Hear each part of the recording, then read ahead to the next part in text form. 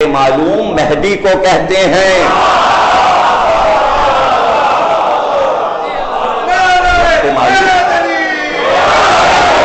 اس وقت تک کی مہلت دی ہے تجھ کو،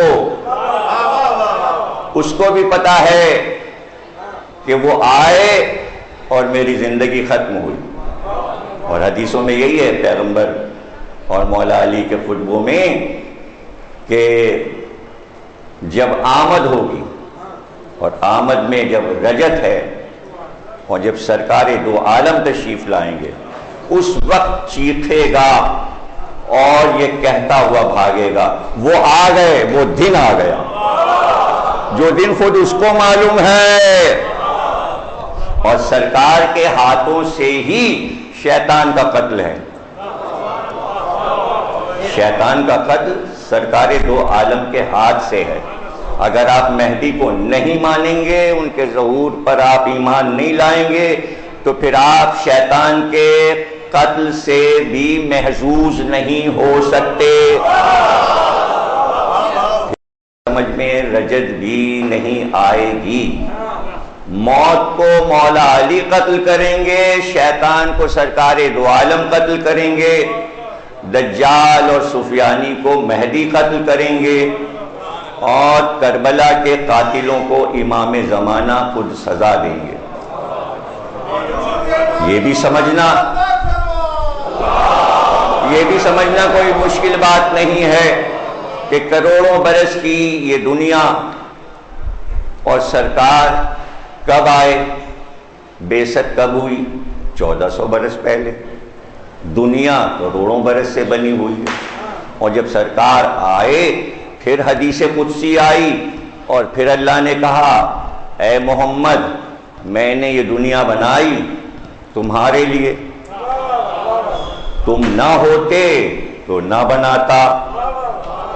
یہ عرش کا شامیانہ اور یہ زمین کا فرش، یہ آفتاب و مہتاب کی قندیلیں، یہ جگمگاتے ستارے، یہ دریاؤں کی لہریں، لہروں پہ چلتی کشتیاں، یہ سب سبب ہے تمہارا، تمہارے نور کا، کہ میں نے یہ سب بنایا۔ شیعہ سنی ہر فرقہ حدیث قدسی کو مانتا ہے کہ کائنات بنی صدقے میں سرکار دو عالم تھے۔ سرکار دو عالم آئے اور 11 ہجری میں تشریف لے گئے، پردہ فرمایا، دنیا سے تشریف لے گئے، اپنی اس دنیا میں واپس جہاں سے نور آیا تھا۔ تو اللہ کہتا ہے یہ ہم نے بنایا تھا سب کچھ تمہارے لیے، جب وہ چلے گئے تو اب اس کی کیا ضرورت ہے؟ اس کو بھی ختم ہو جانا چاہیے تھا،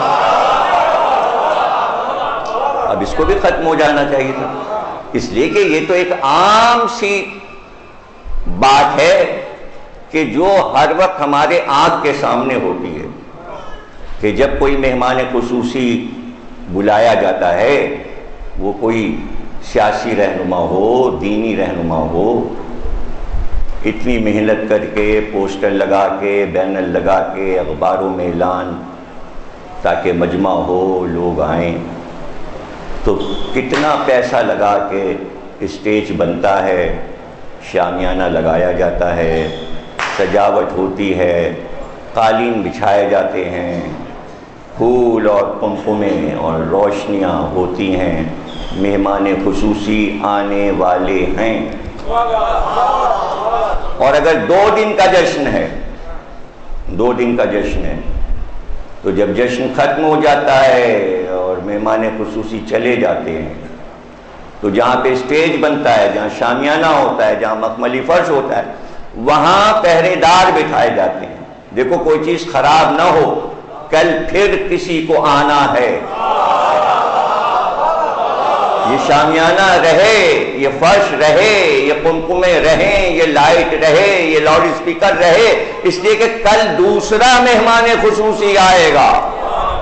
تو جب یہ شامیانہ لگا آسمان کا، اور یہ فرش زمین کا بچھا، اور یہ پھول کھلے، تو محمد آئے، وہ تھے مہمان خصوصی کائنات کے۔ جب وہ چلے گئے اللہ نے اعلان کیا کوئی چیز خراب نہ ہو، اب ایک اور محمد کو آنا ہے، یہ فرش بچھا ہوا ہے۔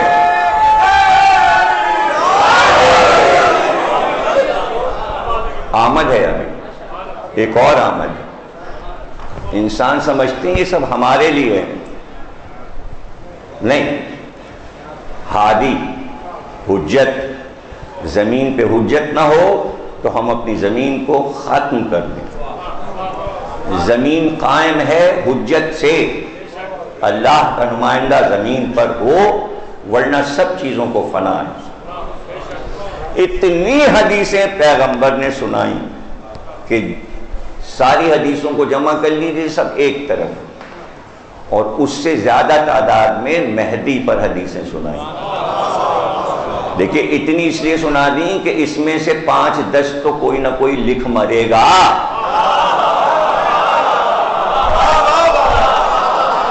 اور ہوا ایسا ہی، ہزاروں سنائیں لیکن صحیح بخاری نے ایک ہی دو لیں، لیکن وہ ایک دو کافی ہو گئے، اس لیے کہ اور کتابوں میں کئی ہیں، لکھنے والے کو آسانی ہو گئی۔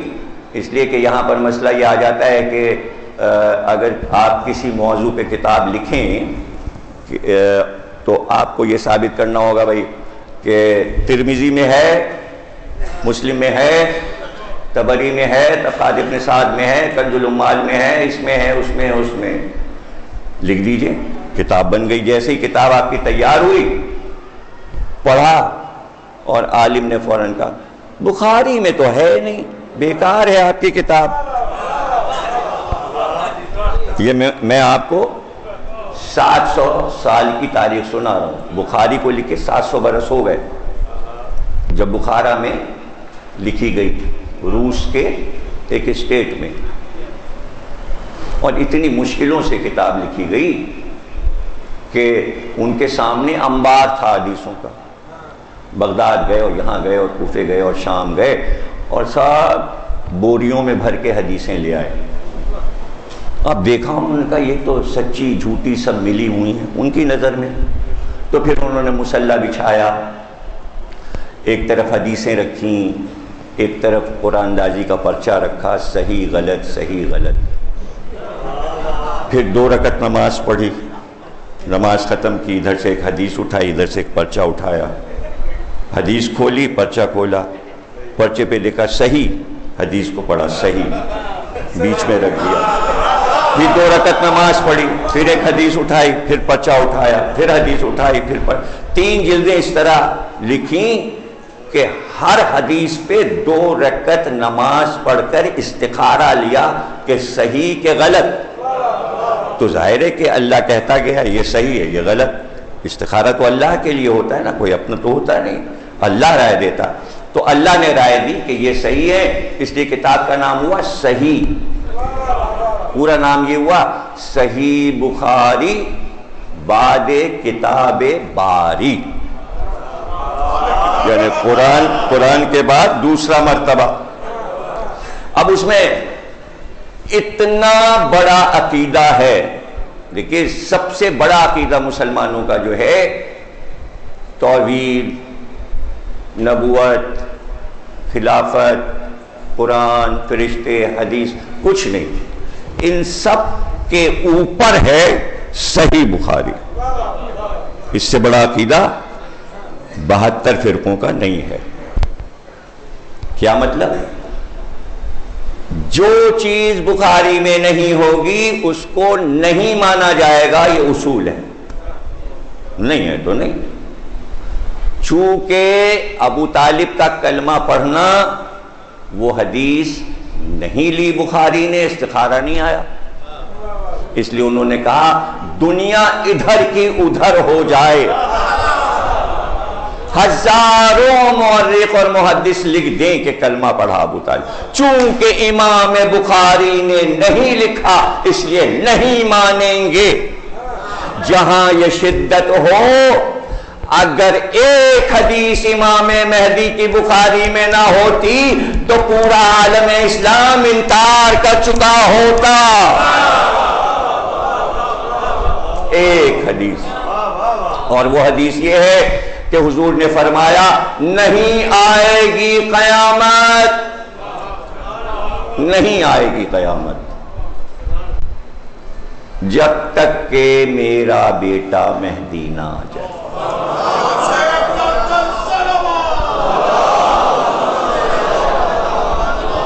پھر آپ نے ارشاد فرمایا کہ قیامت آنے میں اگر ایک دن رہ جائے گا، ایک دن رہ جائے گا، تو اللہ ایک دن کو کئی ہزار برس کا دن کر دے گا، اس لیے کہ جب تک مہدی نہیں آئیں گے قیامت رکی ہوئی ہے۔ کیسی حدیث ہے یہ؟ اس پہ آ گیا استخارہ تو آپ بھی 2 رکعت پڑھ کے سجدہ کیجئے، شکر ہے اس پہ استخارہ۔ اعلیٰ حضور نے فرمایا لو لم یبقى من الدنیا الا یوم، اگر دنیا کی زندگی میں سے کچھ بھی نہ بچے سوائے ایک دن کے، لطول اللہ تعالی ذلک اليوم، تو اللہ تعالیٰ اس دن کو لمبا کر دے گا، حتی یبعث فیہ رجلا منی، یہاں تک کہ میرے خاندان میں سے ایک شخص کو اٹھائے گا، من اہل بیتی، میرے اہل بیت میں سے، یواطئ اسمہ اسمی و اسم ابی ہے اسم ابی، جس کا نام میرے نام پر ہوگا، جس کے والد کا نام میرے والد کے نام پر ہوگا، محمد ابن عبداللہ ان کا نام ہوگا، اور وہ یملأ الارض قسطا وعدلا کما ملئت ظلما وجورا، وہ سرزمین عرب کو عدل اور انصاف سے اسی طرح بھر دیں گے جیسے کہ وہ ظلم اور زیادتی سے بھر چکی ہوگی۔